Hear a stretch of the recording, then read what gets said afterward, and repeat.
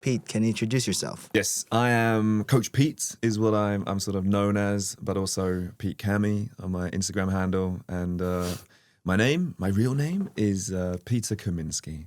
So a little bit of a mouthful, and it's got that Polish side. So I keep it nice and short. I'm based in Jeddah. I'm from London, and I've been living in Jeddah for about coming up to 7 years now. So it feels like a long time. But I've worn, I'd say, many different hats during that time. At the moment, I'm a sort of online fitness coach. And then also I do a little bit of content creation. How is it going for you so far in Jeddah? Well, I'm still there. Yeah. So honestly, my life is there. I enjoy it. I love it. For me, coming from London, the busyness, the hustle, the commute, the traffic, all of that kind of stuff was that real hamster wheel vibe. And so coming to Jeddah back in 2019, before Corona, it was just, I mean, as you know, it was just calmer, more laid back, more settled. Very laid back, Jeddah. Which is good and bad at times. But for me, it's managed to calm me a little bit as an individual and allow me to focus on other areas, which I don't think I would have had the opportunity to do so in London. So I'm very, very grateful because, I mean, so many opportunities have come up, so many different ways to use my time, new experiences. And yeah, man, life is great. So when did you move to Jeddah? I moved to Jeddah I'll tell you the exact date, the 10th of September, 2019. And prior to that, I came across for 2 weeks. So the company I was coming to work for, they invited me over as a no strings attached kind of setup, right? 2 weeks, see if you like it. If you do, we can sort of move forward with the Ikama. What was your first impression? First impression? Well, I came into the old Jeddah airport, which I'm sure you may have seen. All the way out? Yes, and quite, how would you say... Well, it's very old. Old. Yeah. So that was the first impression, which I won't forget. And yeah, so yeah, I remember like I came in, I was like, where am I? What am I doing? Which line do I get in? It took forever. And then I came through and I got picked up by the company. And I just remember the car picking me up. For some reason, the trunk didn't close. So we literally drove to, where I was staying, the trunk flapping, my suitcase in the back, and I'm looking out the window. First time in the Middle East, thinking, wow, like this is different, very different. So it's quite a shock at first. 2019, I bet. I think Jeddah is quite pretty the same from 19 to now. I would just say. Of sorts. I'm sorry, Jeddah. I know, man. Jeddah. Shots fired. To some extent, but there's lots of like new development, lots of new cafes, malls. Corniche was obviously done as well. So lots of change, but yeah, it's still quite in comparison to Riyadh. Oh yeah, this is what I'm saying. It's like Riyadh, if you go here 2019-18, then you go now here 2026, it's a different place. Yes, totally different place. Whereas Jeddah, there are, as I've said, some minor development or some also major development, but I think they're building outside Jeddah, right? More of like the north. It's expanding. And to be honest, there's a lot more happening at the moment, sort of bigger projects. Yeah. Lots more traffic on the roads, but I'm not going to complain about that because I know you're based in Riyadh. Yes. So anything I say is minimal, but it's getting there, right? Where you need to start thinking, do I go out at this time? No, I'm going to stay in and not even bother. No, Jeddah is close to my heart. Sure. I love Jeddah. I love Jeddah. A lot of friends over there. Family, I would consider family, like Marv, I consider family. Did you know that Marv was my best man on my wedding? I seem to remember him saying something, yes. Yeah. I know you're close and sort of have kids similar age, right? No, I am older. I'm 36. No, kids. Yeah, kids, yeah. Your kids are this sort of similar age, right? No. No? No, so I have a 5-year-old okay, and then fine. I have a 6-month-old. Okay, so somewhere in So between. yeah, somewhere in between. Somewhere in between. All right, so you mentioned you are a coach now. Yes, I am. Personal or? So I focus more on online coaching, online coaching. fitness coaching, yes. Okay. So I used to, when I came over to Jeddah initially, that was in sort of PT, personal training. That was based in a gym. I was there for 3 years, a gym called Core. And then I sort of shifted privately. Okay. So it's been quite the journey. And yeah, I mean, you never know what's around the corner, to be honest. True. So Pete, What problem are you actually trying to solve through your work with a buddy? With my body or with clients? With clients. With clients. I think for me, what I have found since starting this journey of mine when I was 17 years old, I'll tell you how I started. And I wasn't like always a sportsman or kind of interested in fitness. I I was playing, we had a group of friends who would play World of Warcraft online. Right. World of War. Okay. I was a bit of a geek. You were a gamer? Yes, for sure. Man, big time. Loved it.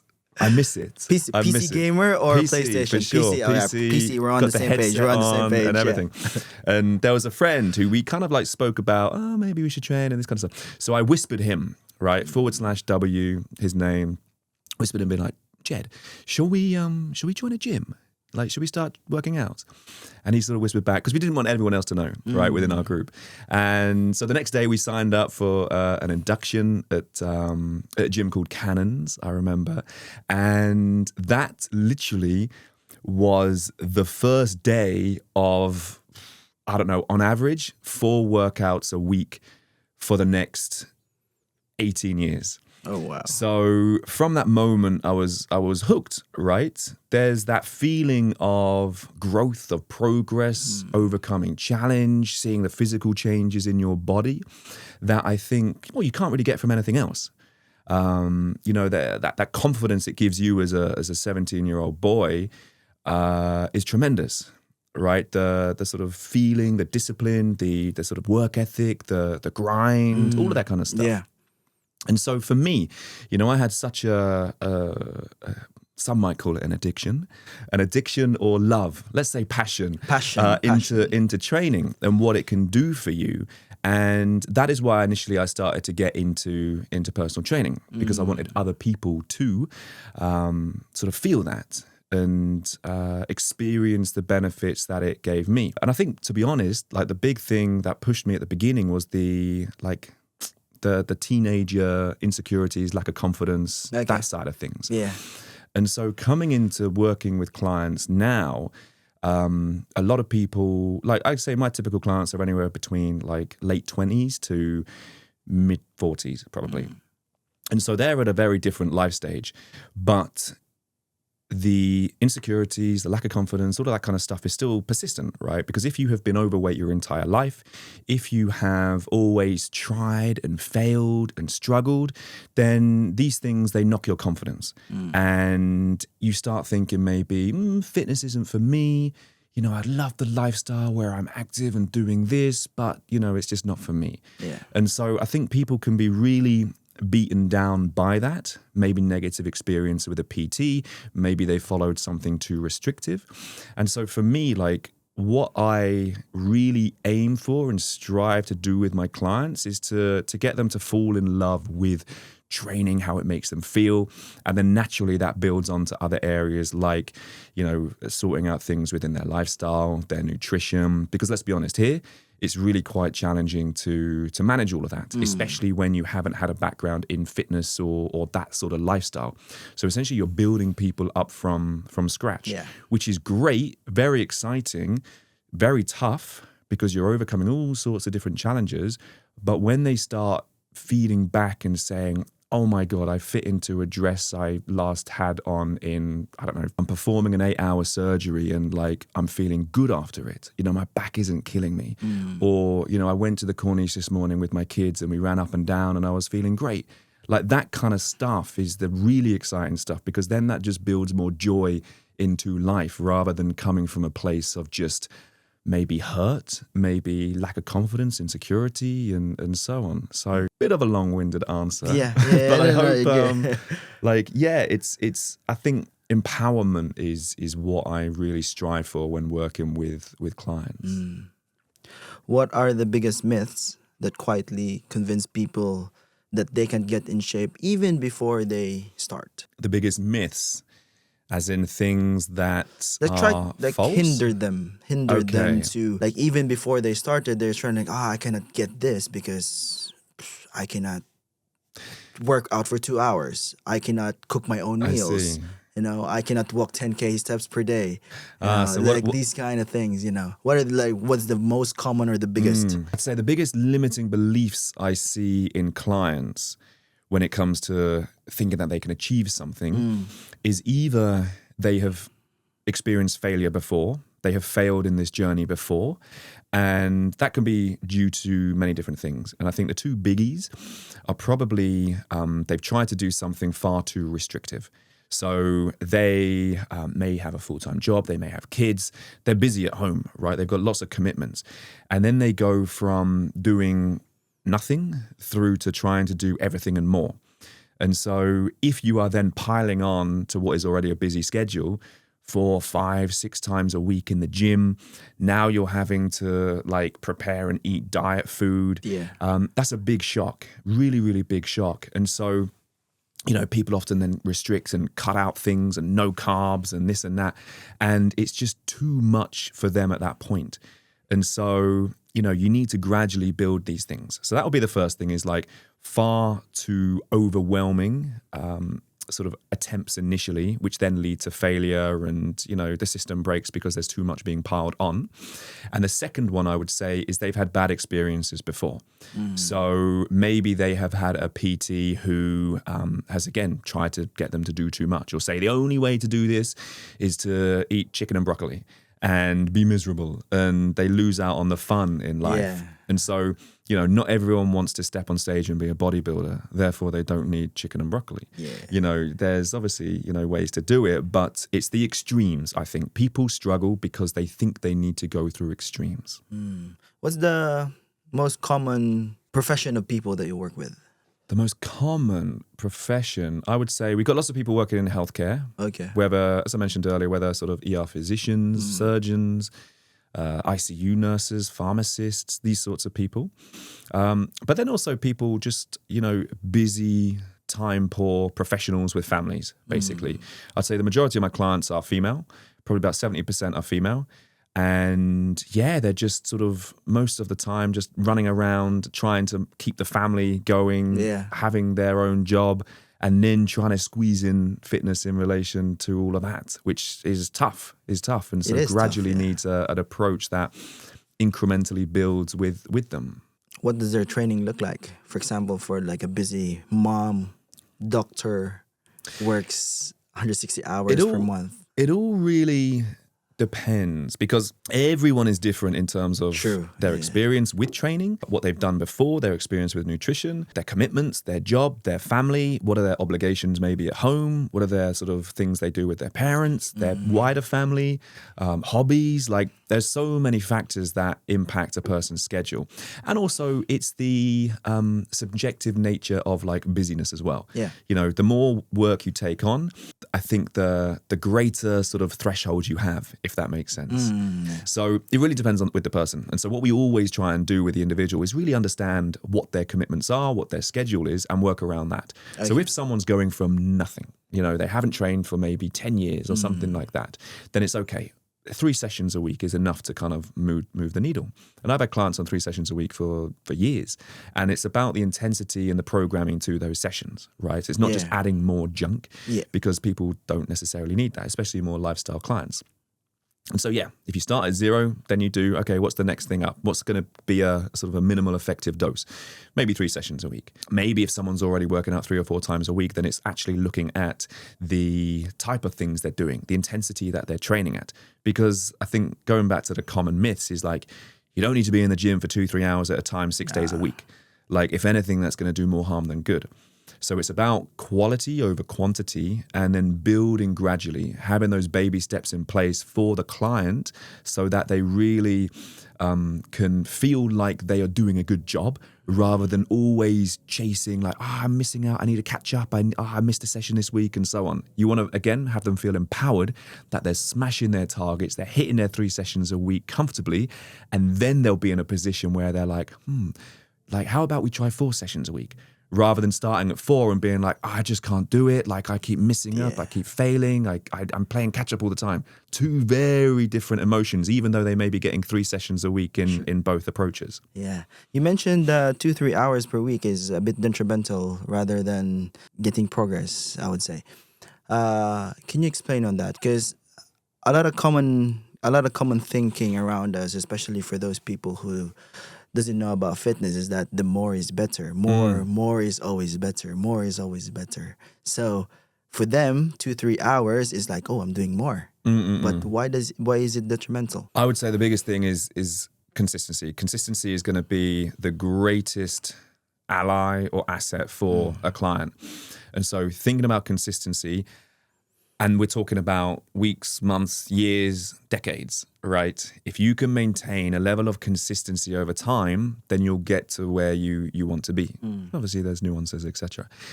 But for a client who maybe is thinking, more is always better, I've got to do more, I've got to spend more time in the gym, it comes down to the quality of the work, right? And so if someone can be consistent 3 sessions a week for a year, then that's going to yield such greater results than someone who can like push hard and do 6 sessions a week for like a month, and then they're burnt out and then they give up for a month. And then they come back again and try and hit that, and then they fail after 2 weeks.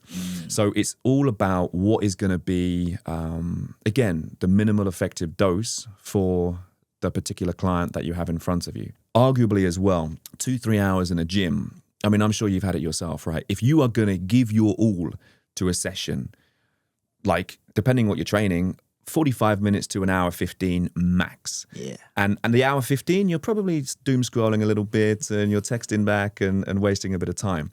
So for you to be able to give like 100% effort and intensity to your training, you should only really need 45 minutes to an hour.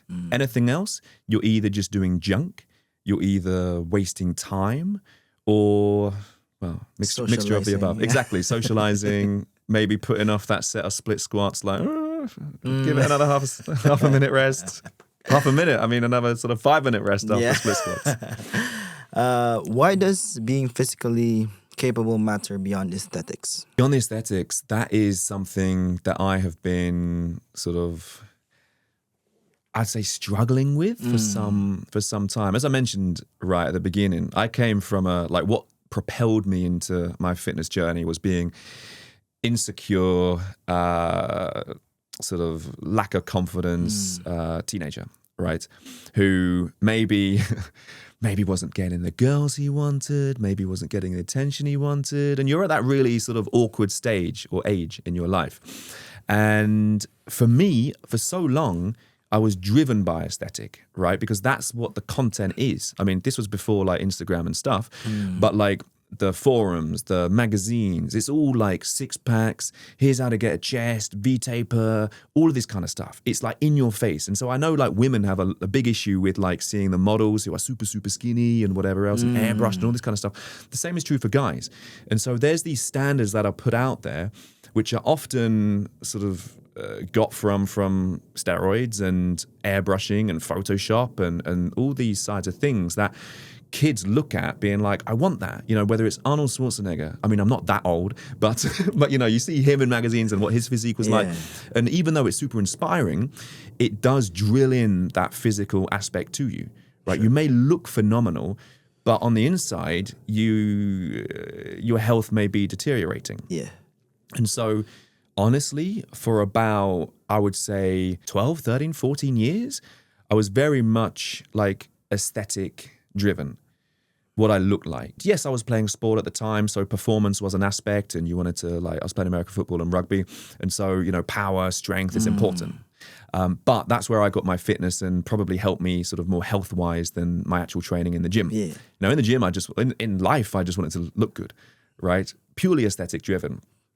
But when it came to sort of coming into my late 20s and getting more into the functional training side of things, you start to realize that, actually, maybe my cardio isn't as good as it could be. And you also are exposed to a different type of training. Because bodybuilding training, very straightforward, very tedious, very boring, but you get it done. Because that gives the greatest results. Yeah. But when it comes to the health side of things, you just feel invincible when you're younger. So you don't really worry about that. True. So for me, I've kind of found a blend of the two. I'm very happy I did all the aesthetic stuff because it gave me the muscle mass and the strength that I got. But now I'm trying to find more of a hybrid approach where like tomorrow, I'm doing the 21K half marathon. Oh, wow. Never did I think I would do that. I still don't think I would do that, but fingers crossed. Yeah. But yeah, it just comes more to the forefront when you're wanting different challenges, a different feeling. It's nice to feel like a beginner again when it comes to your training, rather than just, okay, I go to the gym 5 times a week, I do the same thing. Very tedious, very boring, but I've been doing it for 18 years and that's what I do. Yeah. You know what I mean? So it's kind of Yeah. finding, it's like breathing new life into your training and your fitness. Yeah. Was there like, do you remember the exact time that you said like, all right, I look good now, but this I'm shit at? I think always at the time when I looked in the mirror, I'd be like, man, I could look so much better. Okay. Even when I was at like physical peak, I look back at pictures of those times. I'm like, damn, like that's kind of I'm what I ripped. achieved. That's what I achieved. And I remember at the time, like you're still not happy because again, this thing where you are looking at your inspirations, your heroes, and they look phenomenal. Again, like potentially airbrushed, retouched, steroids, etc. You're kind of looking at yourself or in the mirror and you're thinking, man, I still have to work on this. Maybe I could be leaner. Maybe I could like, I need to work more on my back or these sorts of things. Or you see yourself in a picture and you're like, damn, why do I look so small? These sorts of things. And honestly, like it is this bigorexia, I think is the term for it, where Is the opposite of like- anorexia? yeah. Okay. Is it Yeah. is it a word? Yeah, bigorexia. Is it? Yeah, Oh, yeah. fuck, I don't know. And it's like I swear, like the first day you go to the gym, after that you're forever gonna be small. Like it's just like in here, Yeah. which is like. It's a fuel, right? It drives you to do more. And just like anything, right, there needs to be a level of like motivation or fuel to keep you going. And unfortunately, these fuels, or the most powerful one, can be quite toxic, right? It's about, Over-consuming. yeah, consuming toxic. You get the positive ones where it's like, aspiration and I want to be someone who does this and I can't wait to like help people. And that's not as powerful, honestly, as like feeling bad about yourself or like talking negatively to yourself. Like that, like you piece of shit, get in the gym or you're looking small today, that is going to drive you much more than over here, unfortunately. And I think that has been the interesting side about getting more into like performance and health is because it gives you a totally different feeling and it gets you away from maybe the negative thought from just chasing size and aesthetic because there's no winning that game ever. You see it on social media. You see there's a really good Instagram account. I think it's called Goob or something like that, right? And he basically goes through. He's like master of identifying like retouches or Photoshop on people's videos and pictures. And so he will kind of look at this like, I don't know, fitness influencer and she's like, you can see where she's pinched her waist in and made her boobs bigger and this and this. And even you have people who have won like Olympia or you see them, they've won whatever bodybuilding show they've won and they are in peak. They're like top 0.1001% of population in the world. And he'll compare their photos they put up and the raw photos from the competition and still the guy makes his shoulders a bit bigger, his waist a little smaller, still. And so everything like, it's an impossible game to win. You're never going to win it. You're never going to be satisfied. And so changing focus is such and feeling like a beginner again, where there's no expectations is really quite, again, empowering. Yeah. It's novel, it's new, it's exciting.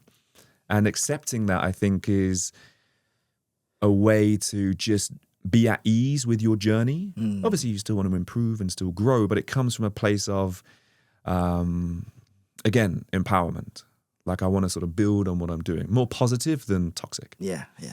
For those people, our clients that we serve, if someone feels lost or behind with their body goals or fitness goals, where should they actually start? I think a lot of the time it comes down to really being honest with yourself in terms of what you're doing. Are you doing everything in your power to achieve what you want to achieve? I swear, 99% of the time, the answer is no. Even for myself when I do things, right? If you have to look at yourself, okay, if I'm doing like X, Y, and Z and I'm still not achieving the result, fine. Okay, something's wrong. Something's not adding up. But if I'm literally just doing X, one thing, and I'm still expecting the same result, like you can't. Like it will drive you insane. And that reality of just being honest with yourself, not being delusional, not thinking you're doing everything is a really good place to start. There is also the flip side to that where I think with our clients, there's so much confusion and overwhelm as to what they should be doing that they lose sight maybe of the important stuff. And so the basics and the fundamentals are the fundamentals for a reason, right? You've got to train, you've got to progressively overload and, train with intensity. You've got to be consistent. Your nutrition, you've got to get X servings of protein a day. You've got to minimize, the extras, the sugars, the this and that, the takeaways, the added food coming in. Focus on whole foods, minimally processed. And then you've got to move more in your day. You've got to build the step count up. If you're at 2,000 steps, okay, we need to improve on that, right? You should. Then, you need to look at things like sleep and stress and managing those. And those are like the big four. They're the big four pillars in sort of, transformation. And if one of those is not being looked at, then you can't expect the results to come. And so having the visibility of what actually matters, what should be the focus area is, a great place to start whilst also being realistic with, okay, am I doing what I need to do? If not, then I'll drive myself crazy wondering why I'm not getting the result when it's literally in black and white, why I'm not getting the result. True. And so sort of within my coaching, what I do is for each client, I'll set them targets. I'll set them targets with their training, their nutrition, their steps, and I'll have an accountability tracker for them. No other coach outside of Saudi, I swear, does this, or even in Saudi. Like I will go through all of their data each week and I will see how they're doing against each target. And then week to week to week to week, we can see consistency levels, trends, patterns. And believe it or not, if the client is consistent and they're hitting their targets, they see change. And if something is off, whether it's the protein, whether it's their training, whether it's the steps, then progress stalls. And so it kind of, a lot of the time is really simple, doesn't make it easy. It's just very simple, but a lot of time it can be made to be overwhelming. People are chasing quick fixes and that's why they end up stuck and, maybe frustrated and feeling that they've potentially failed. You mentioned quick fixes. Yeah. How is that common in your clientele or just the general population that we serve in? I think in a time where everything on social media is like, now, do this and get this, hacks and tips and 5 ways to do this. I think the language is so pervasive in sort of modern life. We expect our hunger station order to be with us within 10 minutes. If not, we're going to file a complaint, that kind of stuff. We expect everything like now. Yeah. And in reality, like anything, any skill, any change or adaptation in the body takes time. And I would say like when I first started training, man, I'm so happy there wasn't social media in the way that we have it now. True. Because like you can go through these phases of, gaining muscle growth and then cutting, gaining. And you do that for like, in the UK, when it's winter, like 9 months of the year, you do that for like 6 months, right? You do 6 months of like gaining and like getting a bit fat and putting on sizable amounts of muscle though. And then you go into your cut. Whereas now there's nothing aesthetic about, looking a bit chubbier and fatter if that's your goal. Yeah. Having that level of, okay, this is going to take time. And yes, I could take this supplement that promised me 10 kilos of growth in a week, but it's like, it's a lie, it's marketing, it's a scam, it's to get you to buy the product. So quick fixes, I think generally if anything sounds too good to be true, then it is. If anything sort of promises you that you will have to put in less effort to achieve the goal, is probably a lie and a scam. The fundamentals are the fundamentals for the reason. They're not sexy. They're boring. They're boring, definitely. But it's consistently doing them over time is going to see that change. And if you're going from quick fix to no sugar to low carb to this to that and nothing's working, then you need to ask yourself the question like, why is it not? Like, am I focusing on the fundamentals? If not, why not? Can real progress begin at home, even with a simple 10-pound dumbbell? For sure. Because for me, with my clients or some of my clients, it's not about necessarily the training at first. It's about getting them to do the thing or build the habit that is going to then build up over time. And so if you've got a client who is maybe extremely time poor, maybe they find going to the gym really daunting, and they don't like all the people, and they feel like a beginner, and they're maybe, they don't want to show their body, then at home gets them to the first step, right? Whether it's body weight, whether it's a 5-pound dumbbell, building that habit of training 3 times a week, building that identity of being someone who trains 3 times a week is the most important thing at this stage. Yes, you're not going to build sizable amounts of muscle with 5 pounds, but it gets them started. And then it comes to the place, like I mentioned earlier, where they're like, okay, I feel great. I've been doing this. Maybe I should get a heavier dumbbell because now this exercise is easy. Or, maybe I can find time for the gym because now I've, had these sessions in each week and I've been doing it consistently for a month. And then it helps them level up. So again, it is baby steps. It's literally going from 0 to 1 rather than 0 to 100. For us, who've lived in the gym for God knows how many years, I think sometimes, especially for trainers, it's difficult to appreciate that with people. So understanding their mindset, their feelings of where they're at and what really they need to start feeling like they're building momentum is so important. Honestly, personal training or training or coaching is more of a mindset game than anything else. Yeah. And so therapist, it's counselor, it's it's all these things. And understanding the individual that you have in front of you is the most important thing, because otherwise, you're going to just come from 2 different worlds and you're not going to see eye to eye. And then again, the client thinks it's on them and that they failed and it's another failed attempt, rather than, this time's different. This time I'm building, I'm doing it, I'm feeling stronger, maybe my in-body's changed a little bit. And all these little kind of sort of drops of motivation just help build into something so much greater. Sure. For some people who's always afraid of weights and gaining muscle and all that, especially the females, you serve 70% of that in your clientele. How is it very norm? What's the norm in your clients that I'm afraid to build muscle? This thing that I'm afraid to build muscle, how often does that happen? Pretty regularly, I must say. Is it normal for women and compared to men? Yes. I mean, it's predominantly women. Some men say that kind of stuff. I think it's funny. Men say, I want to look fit. I don't want to look like a bodybuilder. Okay. Right. And so women, they come out with the language of I don't want to feel bulky. So it's kind of different language, but ultimately no one wants to look overly muscular. So really with women, there's an element of, or generally with clients, there has to be an element of trust. It's you've come to me as your coach. We've talked. I've understood your goals. We've kind of chatted around them and really sort of understood them. And so now it's a case of do you trust me?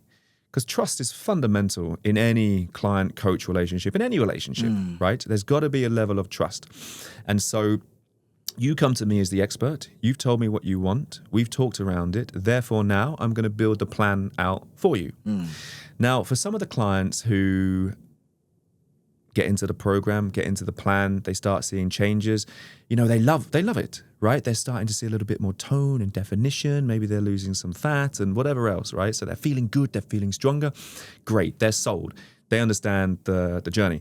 For others who maybe have this thing in their head, at the back of their head, always about, okay, if I touch weights, it's going to make me bulky, then it's a much more of a gradual and slower approach, and sort of proving to them and really educating them on this. And that takes time, really does take time, because obviously it's maybe a story that they've heard for the last 10 years. So now, you're starting to unpick that. You're starting to understand, why do they think that? What is happening? And then also, if they do have a thing about, I feel like my back's getting too bulky or whatever, then you can tweak the training. Maybe you reduce the volume, maybe you reduce the exercises and say okay, now we're doing this. If your goal was actually to get as big as you can, this is what we'd be doing. So then they can see the differences between the amount of work required to sort of reach different targets. And then again, The more you kind of have the relationship with them, the more they trust you, then these things, to be honest, I'm thinking about it now, like they just dissipate, they just go. It's no longer a concern because they're feeling good about themselves. They're experiencing that for themselves. Yeah. What actually causes the muscle to grow? Because some people, it's very complicated for them. But for us, obviously, we know already. But for people who's watching it doesn't have any idea how muscle grow, can you explain to them? For sure. So muscle growth is basically an adaptation from the body, right? And so there needs to be stimulus, and then the body will do an adaptation. So there needs to be a sufficient stimulus. So a really good way I explain this to clients so that they understand is tanning, right? So if you are to be in London in December and you go outside in the sun for a tan, nothing's going to happen, right? You might get a weird look or two, but there's going to be no tan. Your body doesn't have to adapt to the stimulus because the stimulus isn't strong enough. Yeah. And so when it comes to muscle growth or kind of any adaptation in the body, the stimulus needs to be sufficient. And so if you are going to the gym and you are curling 1 kilo dumbbells, the stimulus isn't great enough to cause an adaptation.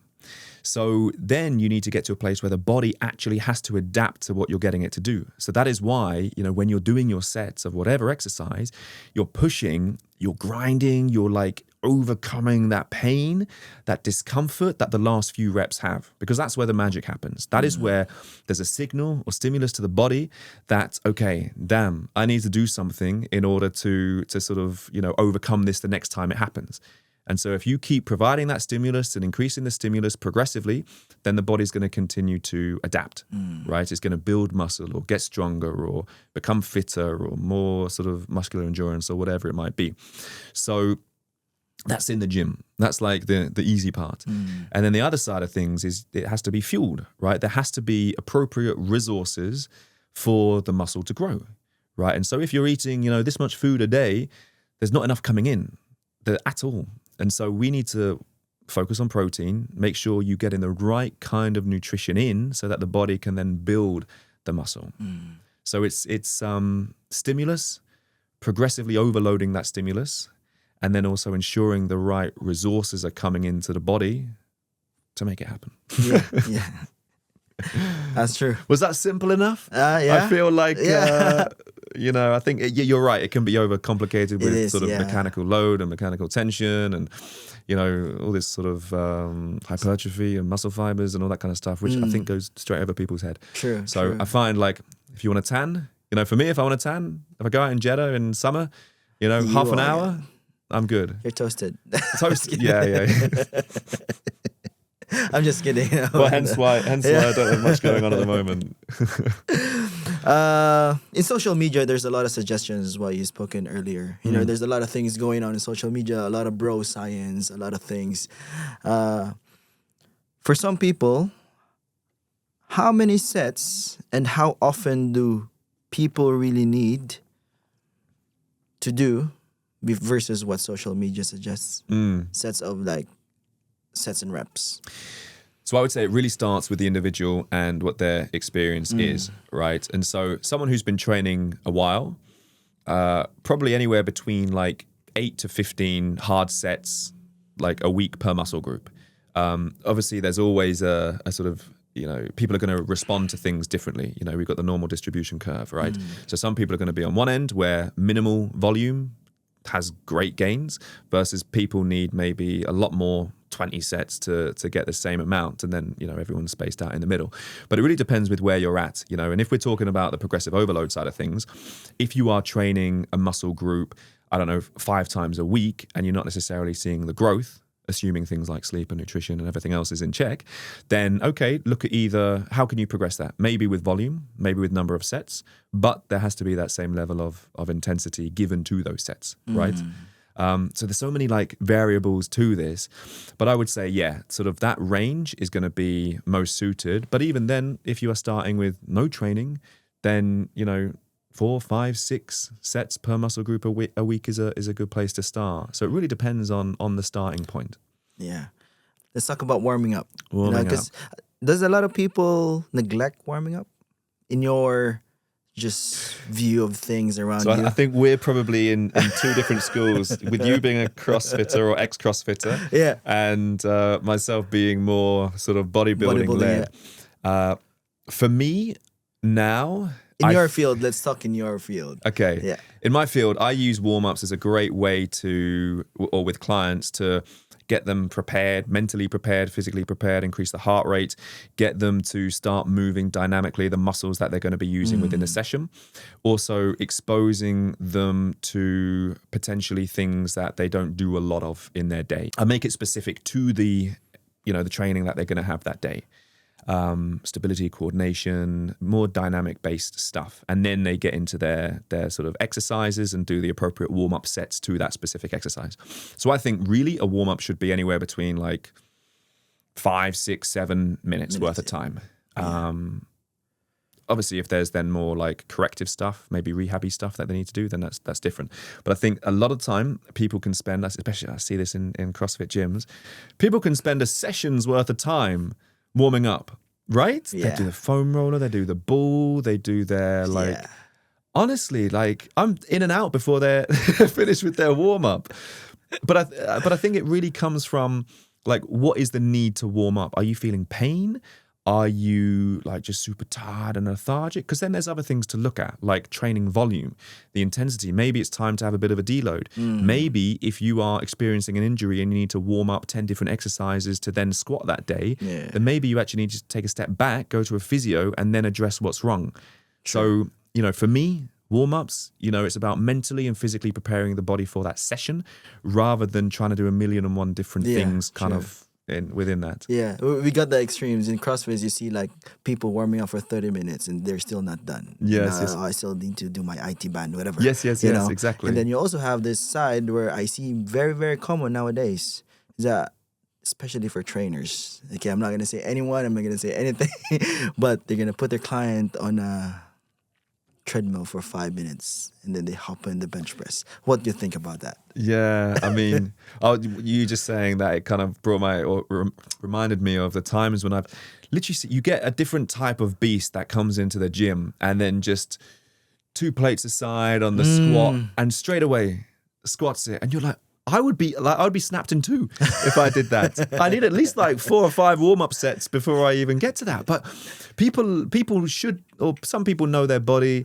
and what kind of works best for them. You get people at all different ends of the spectrum. But in your example, I think PTs can be quite lazy when it comes to training their clients. A lot of time, if they're doing a lot of sessions, it's kind of like, okay, how can I minimally engage with this client?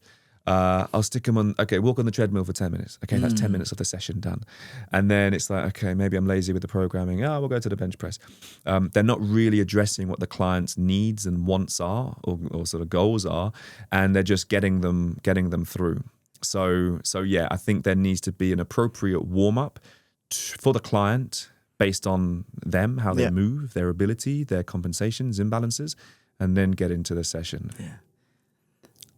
Now let's talk about calories. Calories. Yes, Okay. calories. Something I'm lacking today. Are calories really all that matter? And where does the calories in and calorie out model fall short mentally and physically? Calories. This is something through my 20s that I stuck to religiously. Macros, MyFitnessPal, weighing everything. And I'll tell you, you're tracking your calories and you're doing it properly, it's the fastest way to get results, for sure, 100%. Is it all that matters? Absolutely not. Here, since moving to Saudi, honestly, the first shop I did at Hyperpanda, I sort of got everything back to the sort of room, and I'm like, how? I can't MyFitnessPal this. Like, I can't. So literally day one, that was like the last time I calorie counted, I swear. And so for clients here, it's impossible.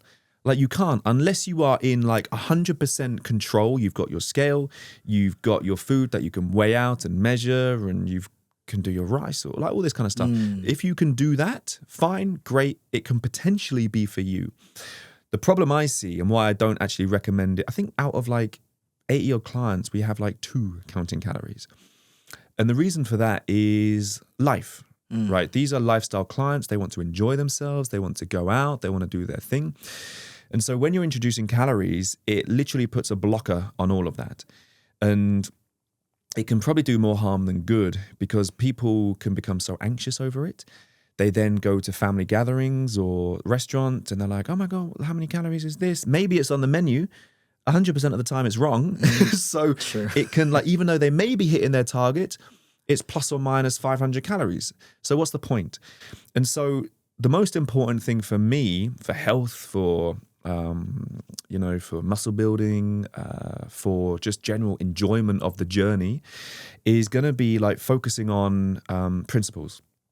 So focusing on whole foods, focusing on your protein, focusing on your fruit and veg intake, knowing what kinds of food you can have from the sort of protein, carbs and fats, what should make up your like 80%, right? And then you can be a bit loose with the other 20%.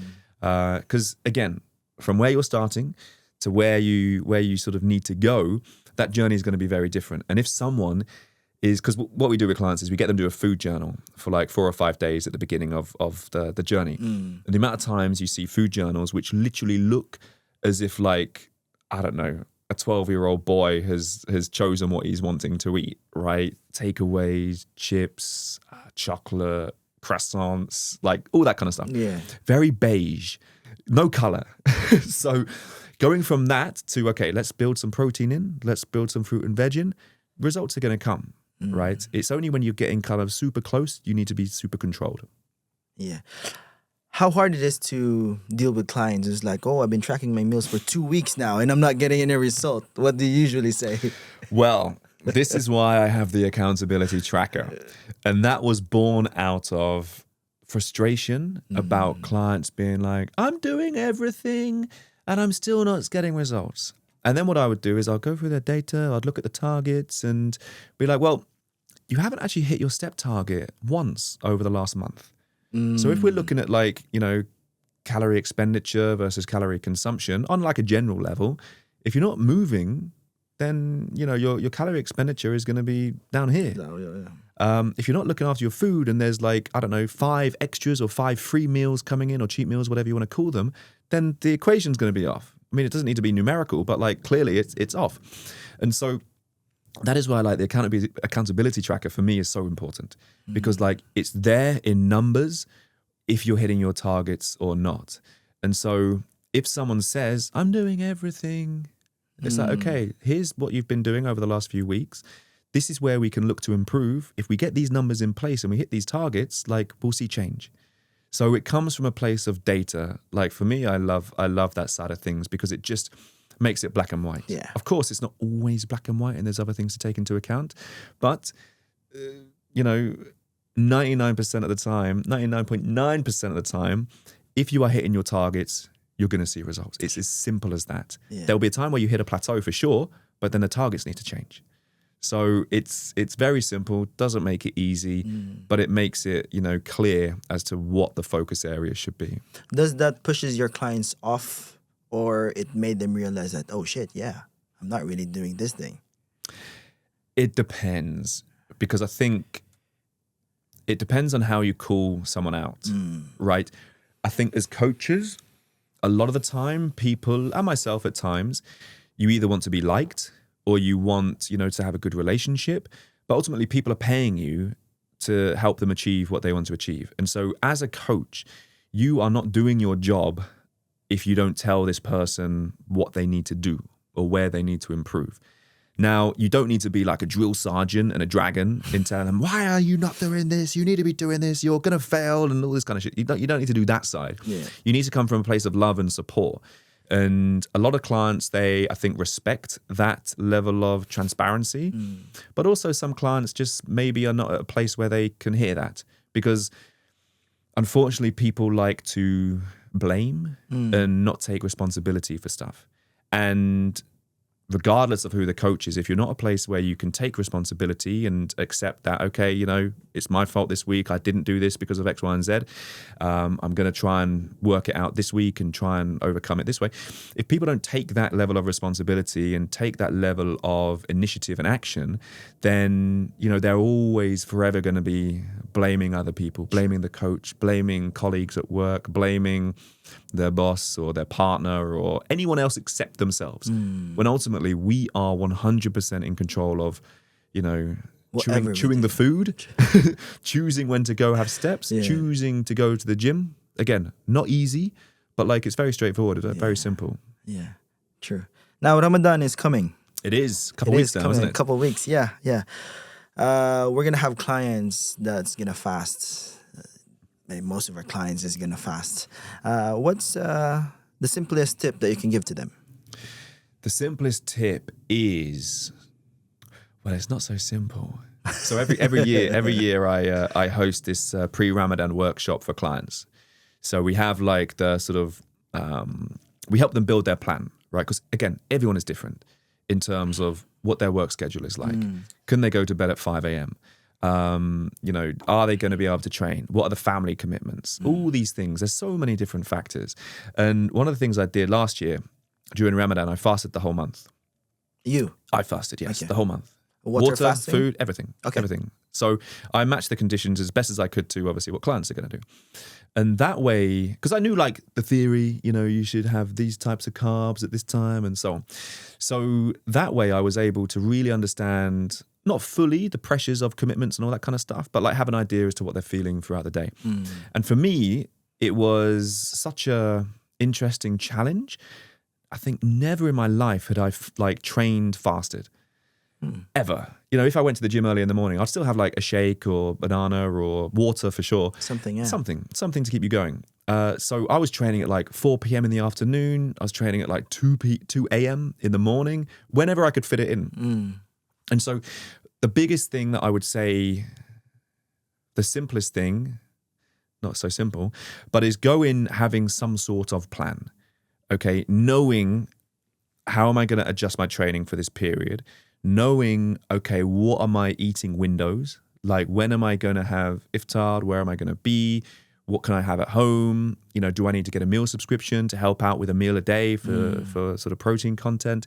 It's having some sort of plan, because if you go in to it, like with your fitness journey in general, and you're winging it, you're never going to be able to, like, you're just going to be trying to manage everything and it's all going to go to chaos. And, you know, after 3 days, you're just going to be like, this year it's not going to happen. Yeah. So have a plan, and then you're going to be much better able to adapt and evolve that plan based on whatever is coming your way.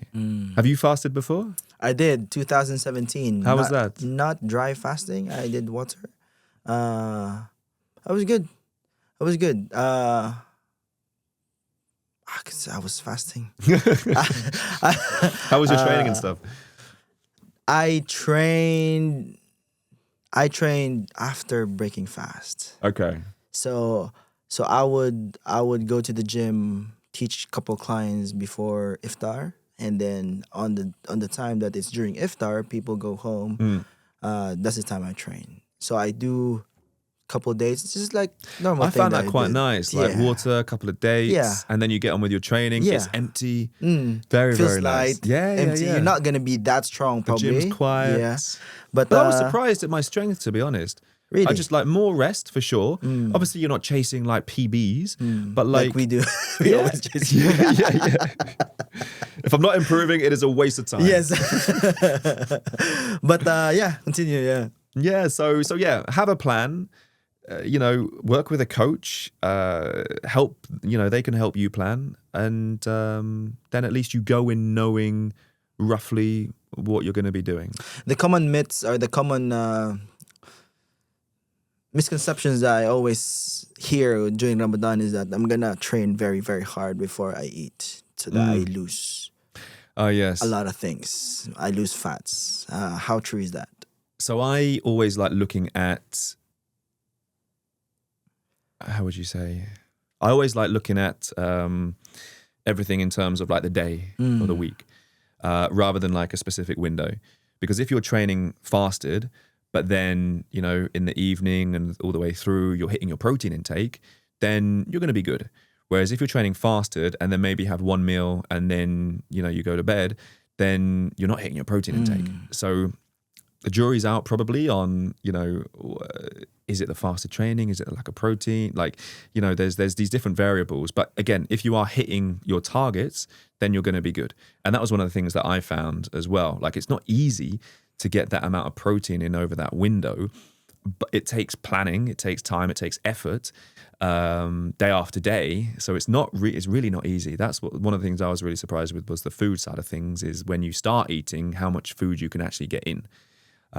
So I went for more of the, like, how would you say, like more calorie dense things. And also people were sending me all sorts of desserts and food, and so I felt bad not eating it. So I was having probably quite high calorie stuff. So I think that spared a lot of muscle mass. But yeah, this year I'm going to be much tighter with the protein intake, knowing what I'm having, what I need to have. I'll rely on a meal subscription as well, just to, again, make it easy and convenient. Yeah. And then sort of cook for myself as well. How much of fat loss really comes down to diet versus training? I would say fat loss is all about nutrition, all about diet. If you are eating too much, eating too many calories, there's no chance you're going to be losing weight. You can lose fat whilst having your nutrition in check without training, but you can't have training without your nutrition in check and lose fat. So the nutrition is the most important thing. There's obviously levels to that. You know, calorie amount is probably the biggest, most important aspect, most reliable aspect. But then, you know, you can come into things like sort of nutrient value and all of these other factors, which, you know, will make sure that you're losing fat in a healthier way and ensuring that, you know, there's not much muscle loss. So yeah, like fat loss is all about nutrition. If that's not in check, then impossible. Yeah. Now we're going to talk cardio versus strength training. Which is more beneficial, doing cardio or strength training? Of course, both have its own benefits, but for you, if fat loss is the goal, which is more important? If fat loss is the goal, cardio or strength training, I would say all the time, every day of the week. Not actually every day of the week, but the answer is, let me do that again.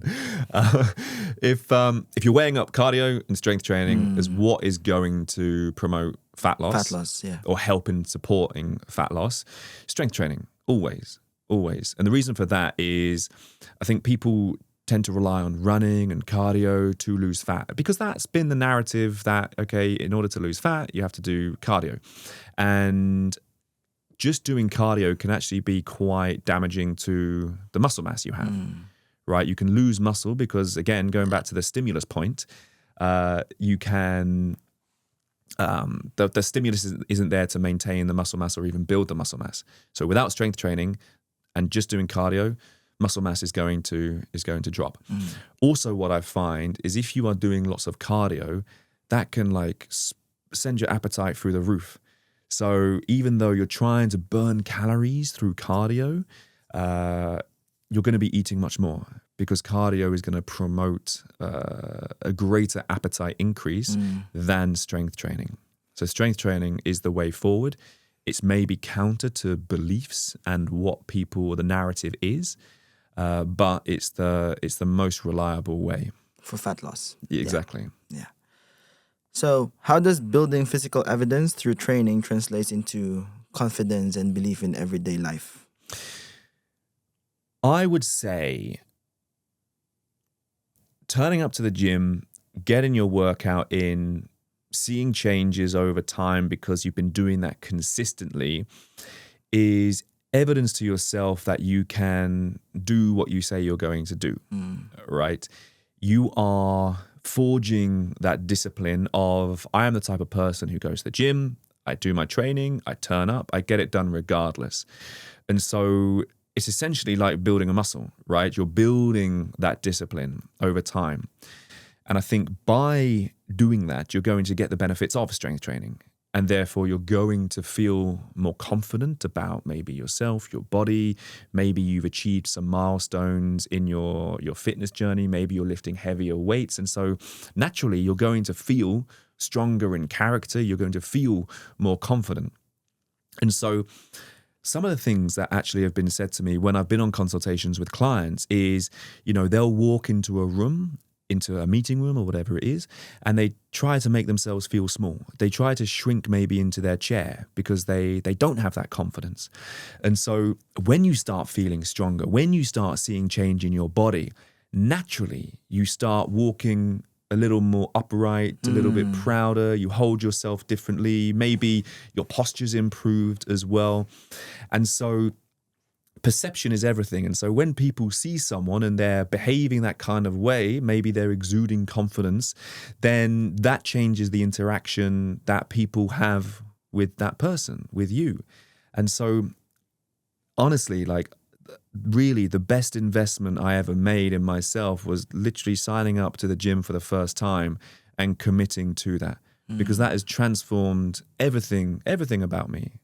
And honestly, I'm so grateful for what I have experienced when it comes to training and the gym and the discipline building and the confidence and the character building nature to it, because of course that comes into other areas of your life. True. And translates to other areas. Yeah. Exactly. And you can just go around feeling proud and content and grateful to yourself because you have put in the time and the effort to do this thing. True. So honestly, I think, fitness, strength training, pursuing some sort of physical exercise is probably one of the most character building things that someone can do, because in essence, you are every session facing adversity and you're pushing through.